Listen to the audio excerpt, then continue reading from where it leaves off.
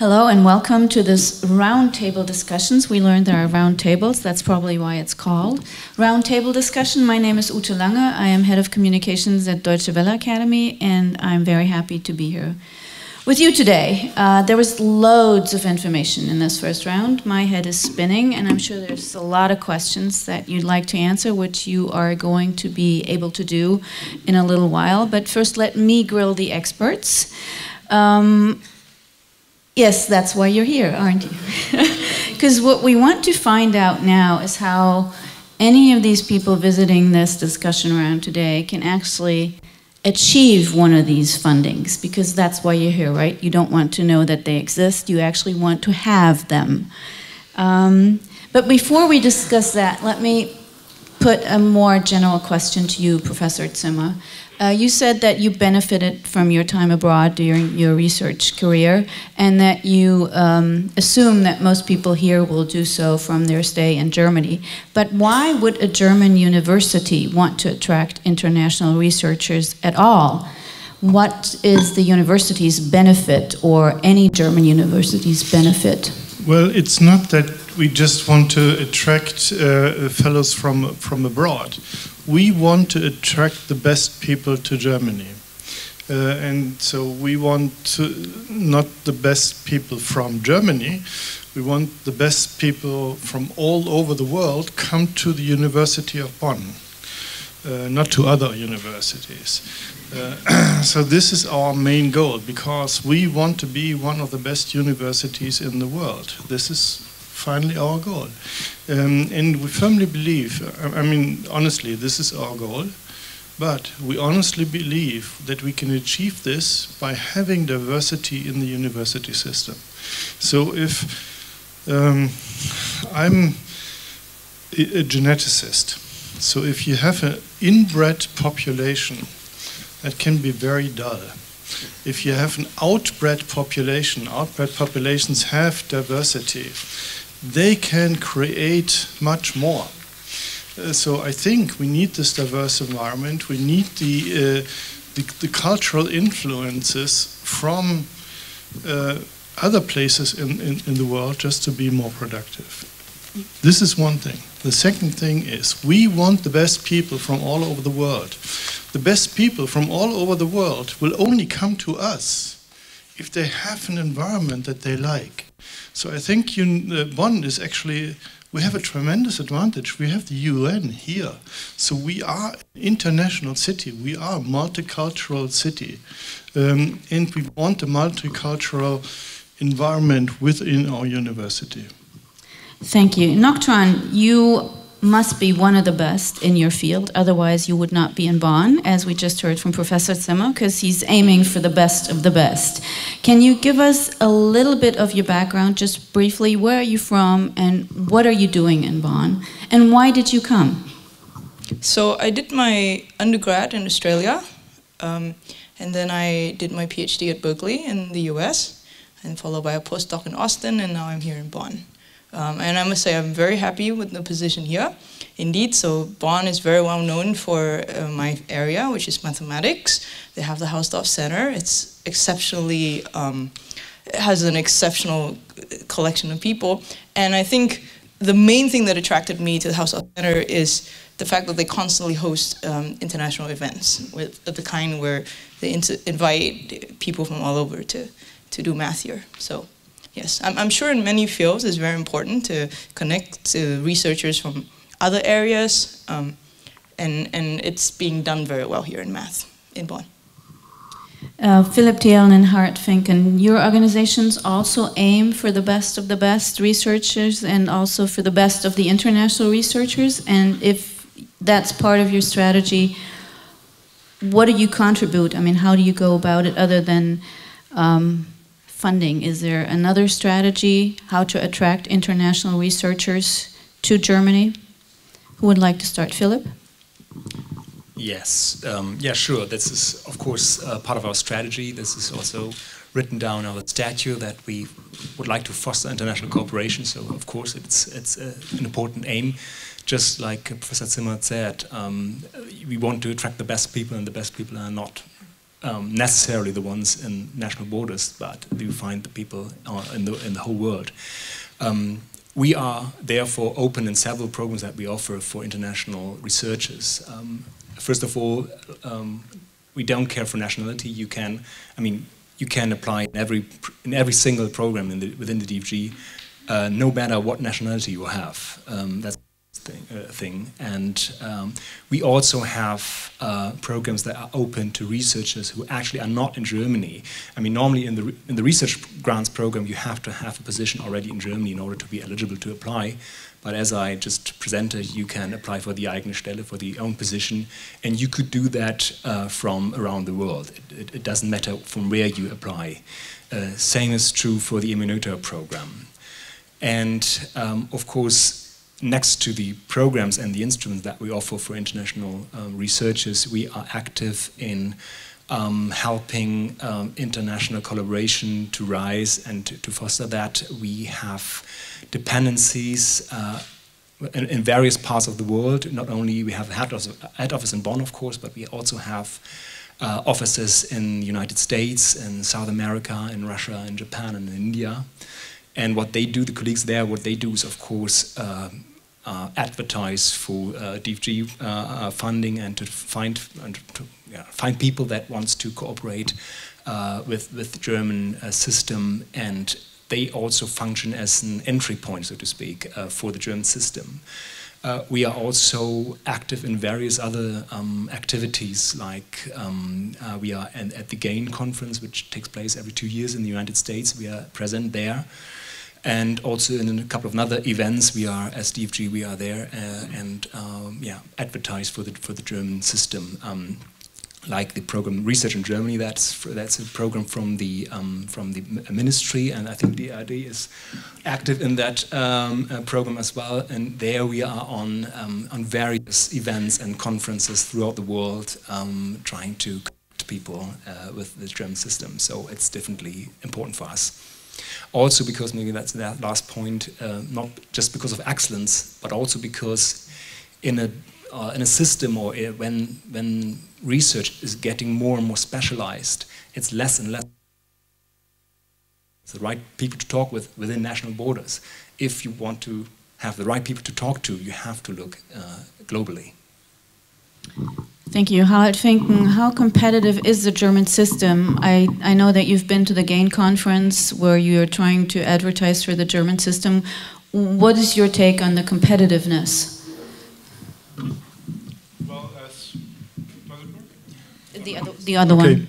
So, for competitiveness of the German system, I think we are among the highly competitive countries in science in this world, on this planet definitely. And we have tremendously improved recently, as you can see if you have a look at the international university rankings, for instance, where German universities were not really present, I think, 10 years ago. And now things are moving in the right direction, at least. So with the best German university at 29, I think, and no longer at something like 70 as it used to be before. So competitiveness of the German system is increasing. Of course, we have a rather specific system, not comprising not only universities, but also the research organizations like Max Planck, Helmholtz, Fraunhofer, and Leibniz. And if you take all that together, then we are one of the real big and competitive destinations on this planet. Liane Lewerentz, the Marie Curie scheme is a mobility scheme, I understood. And if I understood correctly, very few people who are currently doing their research in Germany are eligible for something in Germany. They would have to look for host universities or research institutions outside of Germany. Is that correct? Did I understand the rules correctly? It's a European funding program. So as a European funding scheme with a focus on mobility for researchers, it focuses on the point that if you apply with a host institution within Europe, the rule is that you have at least been outside this country for the last 3 years of 12 months. So if you think of applying with a German institution, you should be a newcomer to Germany. or yeah, that's true. And if you a long-term resident in Germany, you can apply with a German institution. For example, if you have stayed here in Germany for 5 years, then you can go abroad, and the mobility rule will apply, for example, to the US institution. So it's not really unlikely that you will not be able to stay here in Bonn, but there are certain rules, as it is an European funding program, and the European Union wants to attract the young researchers and the best brains to Europe and not only to Germany. Let's look at some of the strategies for successfully establishing a career in German research, because that is the topic of today. And if I understood it correctly, Philip, you are one person in a team that actually checks for the right qualities in the grant proposal. So I'm sure, I mean, once they've been accepted, whether they match all the criteria and everything. So I assume you know how to write your proposal so you will get the funding? Yeah, no. No? Did I misunderstand Yes. you? I was hoping to get some secrets out of you for our audience okay, now. Yeah, I will explain, no problem. No, I'm from the DFG head office. We do not, in any case, review any proposal or give comments on any of that, and we would never judge the quality of any proposal. What I'm working with, when I say quality assurance, this is meant with regard to the rules and regulations that we have regarding the processing of proposals, the way we do this, the way we come to a decision, the way we judge the quality of a proposal. We have processes and regulations, how we do this. This was actually my last slide. There's a relatively complicated way the proposal goes through, and what we do is we just check whether everything is done in accordance to the rules that are laid out. This is everything. So, but still, yes, I work at the head office. I talk a lot to reviewers, and I also read the reviews. So I get a feeling about what is really important. I think I have a feeling of what is needed in the proposal and what is important. Yeah. Any do's and don'ts that you would like to share? Yeah, that's the most interesting question, or the jackpot question. I don't think there's really a list that you could work through, and then you have a guarantee of a successful proposal. I think if that would be the case, funding institutions like the DFG would just be dispensable. But of course, there are some advices I would have. I would like to stress everything that Miriam just said in her presentation when it comes to practical advices. Just plan enough time. I would even say, she said half a year before, I would say even more. I would say you should start the planning 1.5 years before the end of your current contract or the end of your PhD program, because it takes time to develop an idea, to write the proposal. It would be good to give it to other people to read it, like Miriam said. And then if you apply, it would be good maybe to apply 1 year before the end of your contract, because for the DFG it takes, say, 6 months in order to come up with a decision. And it could be a rejection that is the normal case. And if it's a rejection, you should look at the review comments. Sometimes it's really a clear rejection. They say just no. But normally, or in most cases, they say rejected, but we would encourage to resubmit it and to correct this or this aspect in the proposal. And then if you start early enough, you would have time to resubmit the proposal a second time and still would get the notification in due time. So I think plan early, that's of course important. Then seek honest criticism. Miriam said this already. I think that's important. Give your proposal to read to people in your field who are really experts in your field, and maybe not only people who are in your field, but maybe also who are away from your field, a little bit far away, who would comment on the structure of argumentation of your proposal. And then maybe one thing I would like to add to what Miriam said is, I think it's very, very important to put yourself in the reviewer's shoes. And that means, try to take the perspective a reviewer would have on your proposal.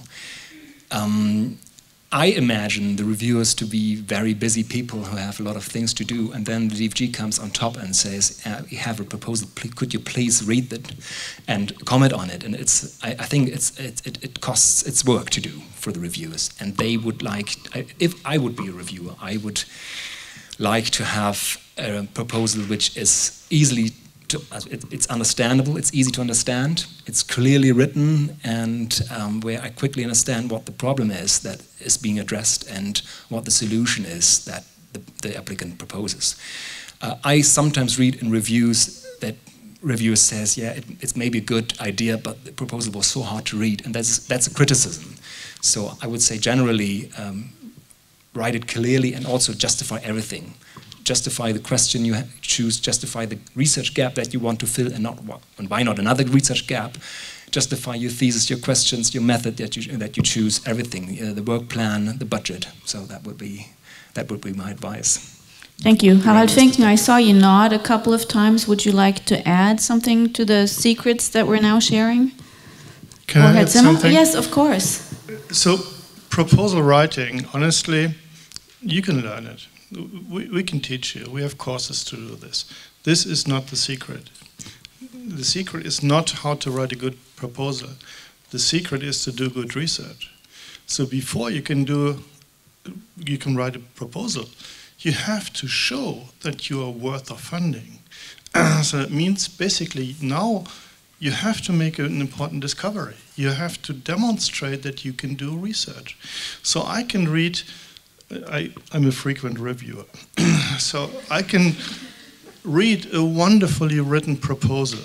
If I have the feeling that a person has never contributed to science, I'll reject it. So if I, on the other hand, have a proposal of somebody who has published beautiful papers, and there's, here and there something that I don't like, well, I recommend funding. So very often, actually, we don't fund ideas, we fund people. Yes, I couldn't add any don'ts, I think, but I can add some do's again. As I said in my presentation, it's highly important in our selection process that you identify the ideal lab, or well, at least one of the not so many ideal labs for your proposal or for your project. Then what is highly important is that you show independence. You are a postdoctoral researcher, now no longer a doctoral researcher, and you should demonstrate some distance from your PhD thesis in your proposal. It should not read like a continuation of your PhD thesis. It should be an independent project, and should be clearly evident that you are able to do such an independent project. That plays a big role. And then when it comes to publications, publications play a big role in the decision. Make sure at the very beginning that your publication record is competitive. Liane, can you add something from your perspective and your experience with the Marie Curie program? The thing I would like to add is that don't try to squeeze your research idea into a certain program. There are lots of funding opportunities, national and European ones. So Marie Skłodowska-Curie is not the only option within Horizon 2020. You have other funding lines. You have, for example, the European Research Council, the Champions League in Europe, I think, for excellent funding. If you have a research idea that is brilliant, and if you have a brilliant track record, just have a try. Even if you have just a funding rate of 12, 13, 14%, at least try. Also resubmit and learn from your failures, and try again. If you have a brilliant idea and you are convinced that this idea should be funded, then take your time, take some consultations, find the right program, not the wrong one, and then ask for funding for your ideas. Thank you. Might I just share with the audience a philosophy from the Rhineland concerning a rejection or failure? Fail, get up again, adjust your crown, and just keep on moving. You'll see that a lot on postcards. I don't know if you've seen it. Tran, you have apparently succeeded in the jungle of funding applications and strategies, how to go about it. Would you like to share some of the things that you experienced during the process for your application to the Bonn University? Right, so I think it's slightly different from just proposal to get funding for research, because these are applications to get positions, right? In terms of proposal funding for research, I've submitted one so far, so I think I'm really should not comment on that.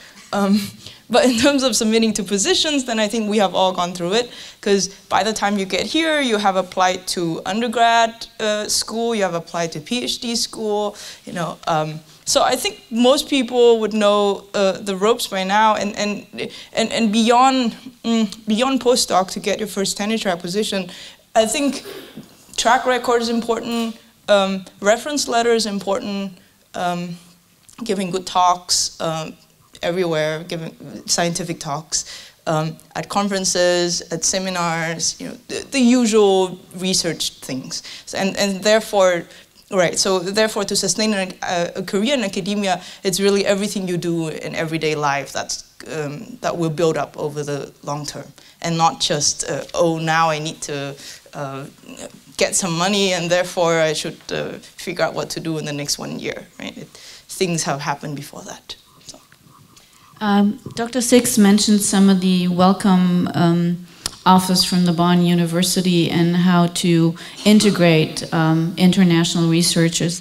Have you made, or have you been in contact, have you experienced any of these offers, and can you comment on some of them? Because you also asked very actively for feedback on what the Bonn University offers for international researchers.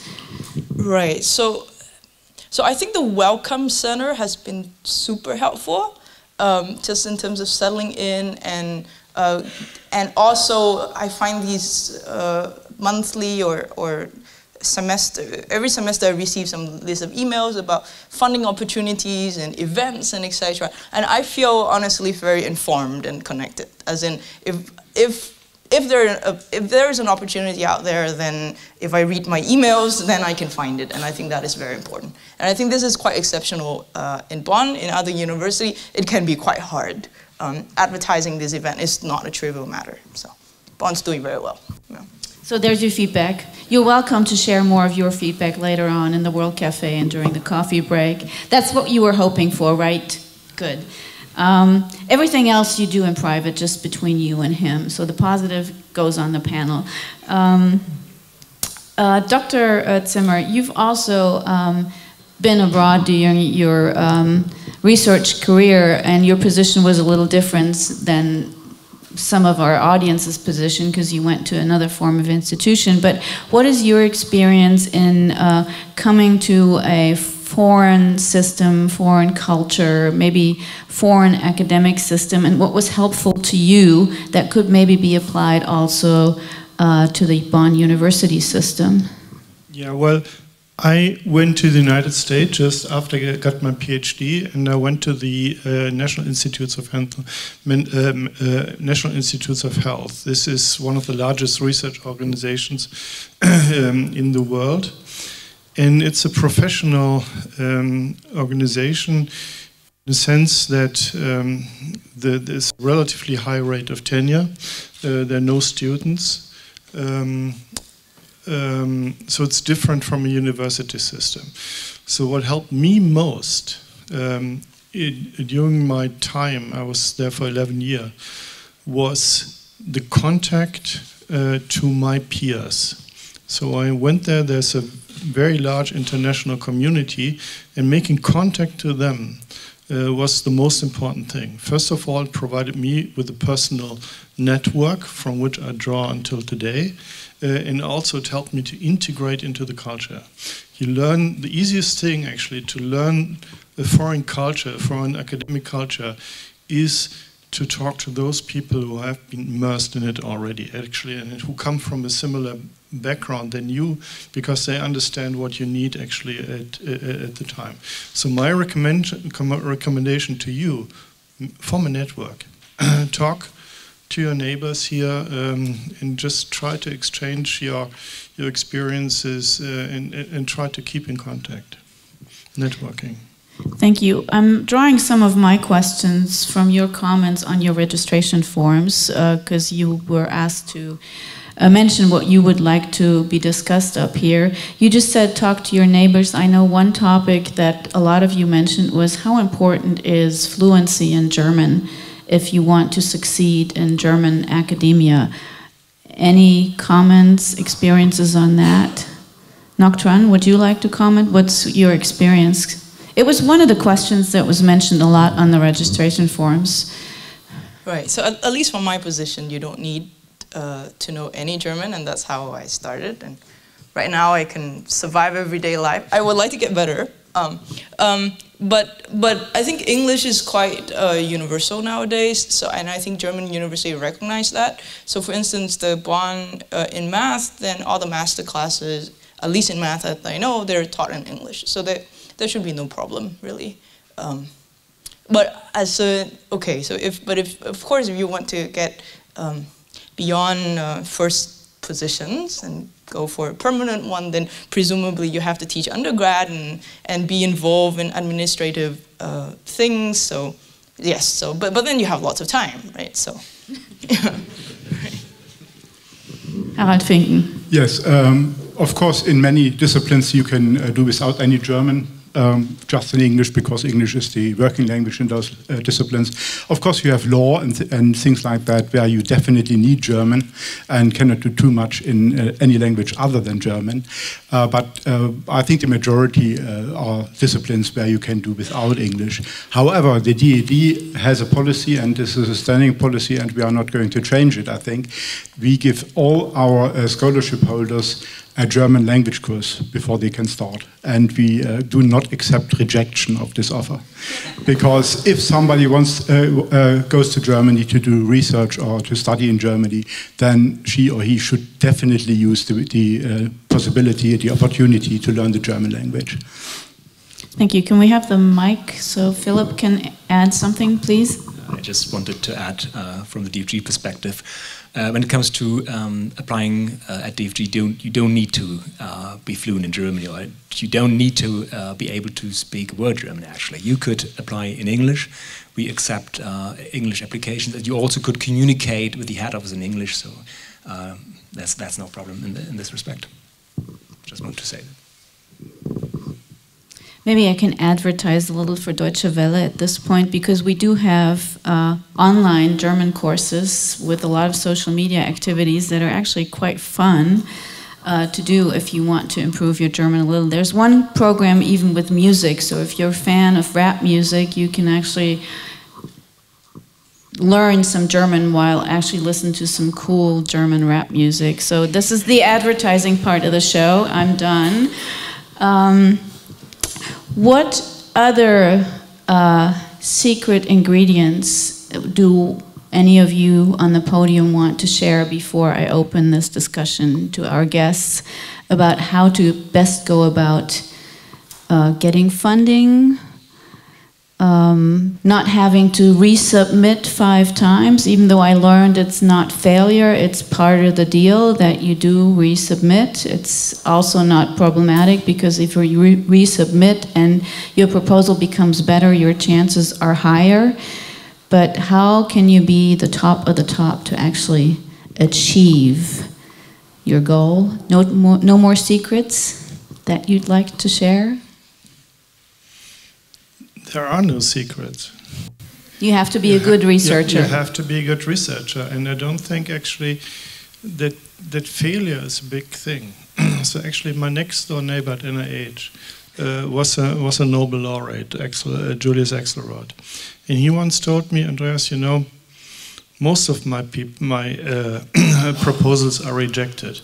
I don't care. I don't have much time to write reviews, so I just send out this write proposal. I send out the same proposal and change it here and there, and every once in a while one gets through. That's a way to go about it. Learn to live with failure. It's not a big deal. So I'd like to invite you now to ask questions before the coffee break. Yes, there's one question over here. Does the mic work now? Can we? Because I think for the recording, it's better if you use a mic for your questions. Yes. Yes, thank you very much to everyone on the panel. I have one concrete question to Philip. So I've actually looked into the DFK funding, and I'm a postdoctoral researcher, not at another institution, not at the University of Bonn.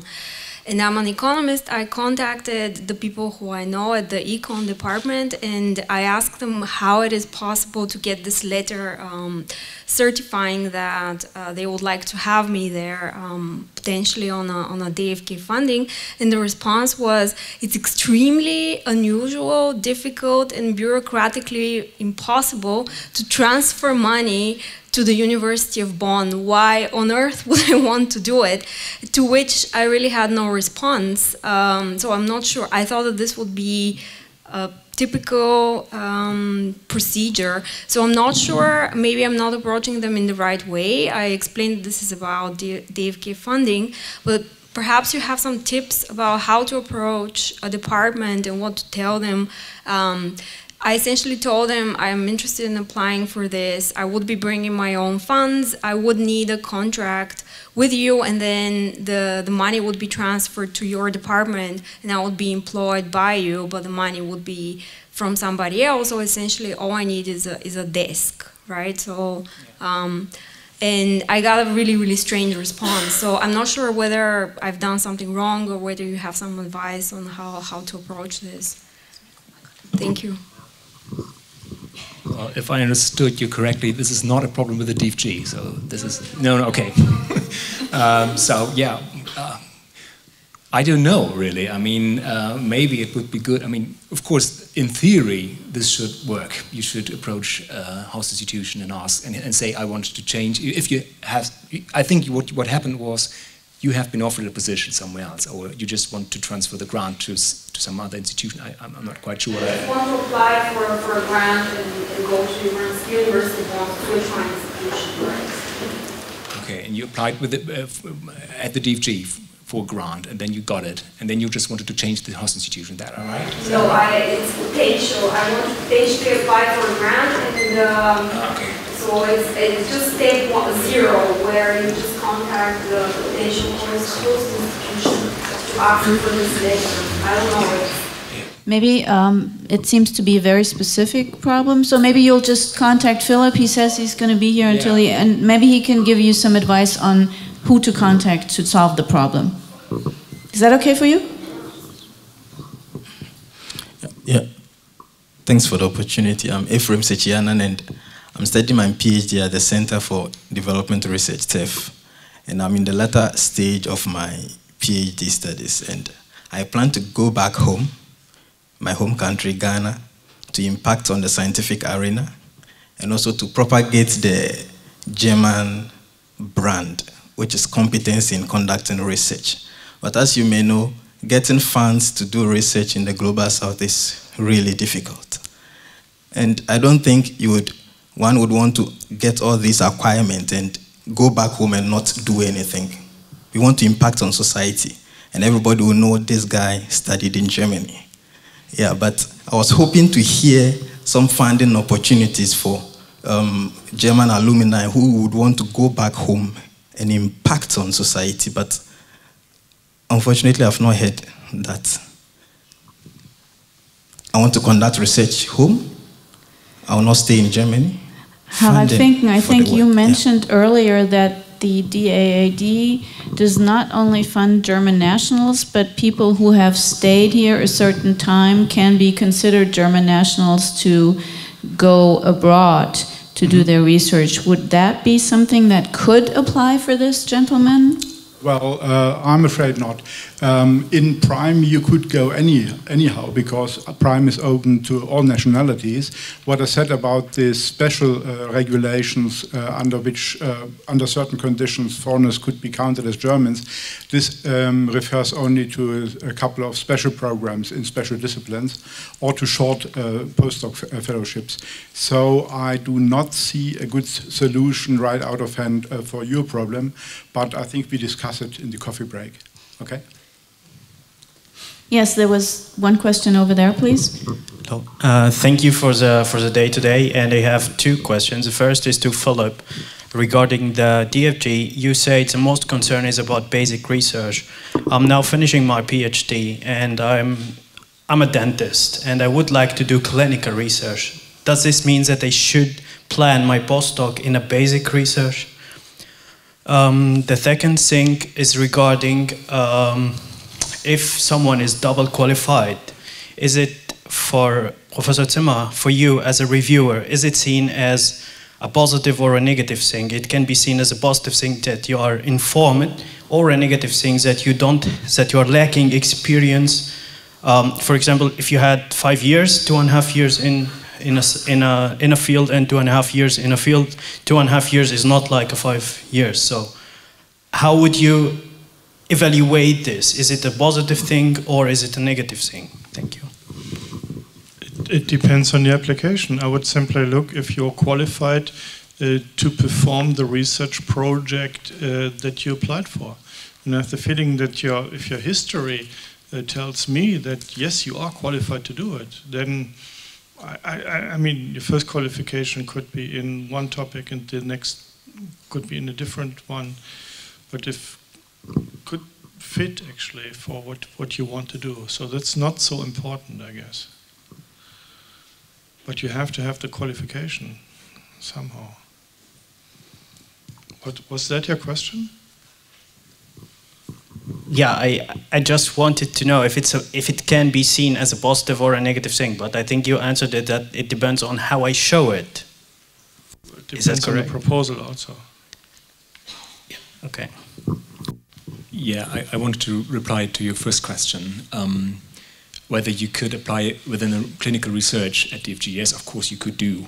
And I would just like to give the general advice not to squeeze your research question into any strategic thinking. Just apply for what you think fits best for you. I mean, do what you are interested in and plan the project in that way only. And do not take into account any strategic consideration of this kind. That would be my general advice.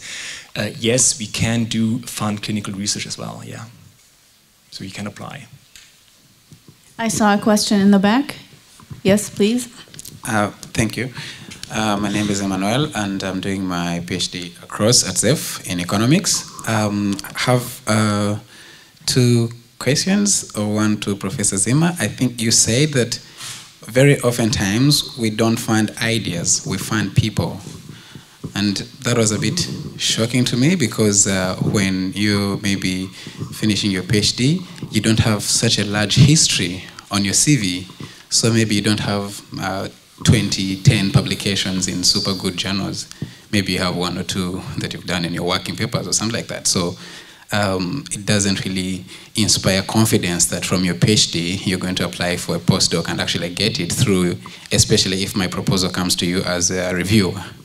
I think the other comment is also about publications. I think also Dr. Thelen, he also more or less really talked about so much of our publications.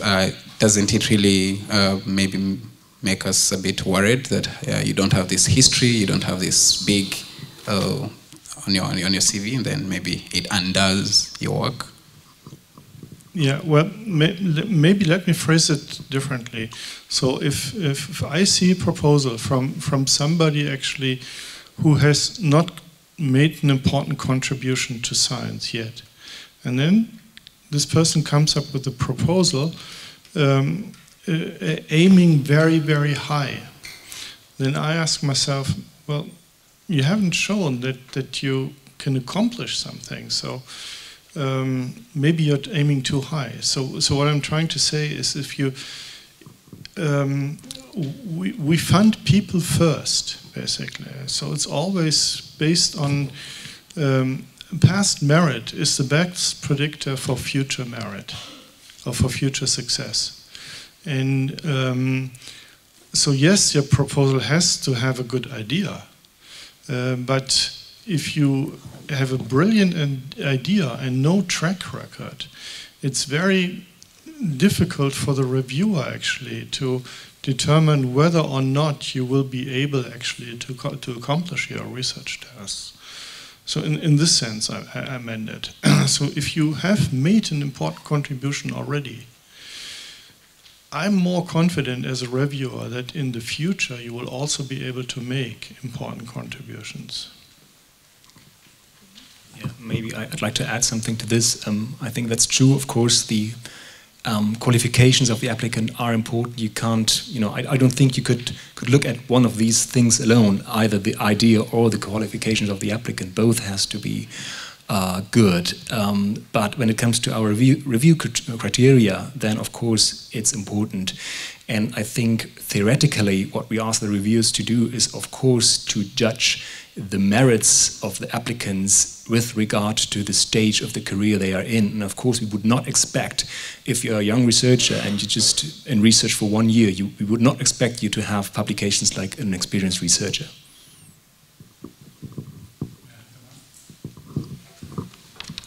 Well, also, of course, the number of publications that you need to be successful depends on the discipline greatly.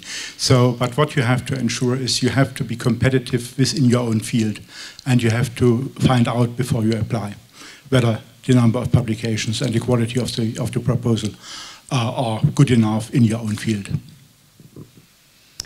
At the moment, I don't see... Oh, there's one more question before the break. You'll get the microphone. The mic is coming. Thank you very much. My name is Ali Al-Masri from Syria. So I have 2 questions. The first one, a PhD student who get a scholarship here in Bonn University, he is scholared. He doesn't have a position at the university, so he is not co-worker. That means there are so many features they can't get like the co-worker. So this one thing. The second thing is if you want to attract the outstandings or those people who have good qualifications from international community, I think it's important to have first the scholarship and then to go to have the host institute. For many researchers, I think it's a bit difficult to get a admission from an institute, then to say I will then look for funding for my idea. So I have this, I experienced this from many friends. Thank you very much. So what's the best timely order? As far as I understood the question, it can be difficult if you don't have the funding yet to find a host institution. Any recommendations how to go about this? Yeah, you are perfectly right that this is a bigger problem, but there's no way around it. You have, first, by the regulations, I think both at DFG and at DAAD, you have to have the host to successfully apply. So you have to convince the prospective host by your quality and by your ideas and by your proposals. I think there's no possibility in the funding landscape to get first the money and then to find a host, as far as I'm informed. I just saw one more arm that flew up, or actually time-wise, Liane, can you add suggestions? And for all of you who still want to ask questions, I think we want to go into the coffee break, but you'll have time to ask all your questions in the break and in the World Cafe later. So it's not that your questions are not going to be answered, but not on the panel right now. Liane. Just wanted to add the same for the European funding schemes, for the individual funding schemes. You have to find the right host institution for your project idea. And it's not only that you have to be excellent, but you have to show that you're feasible. So feasibility is also criteria which applies to the host institution. If you're not at the right host institution for your project idea. Yeah. Yes, please. Sorry, may I add?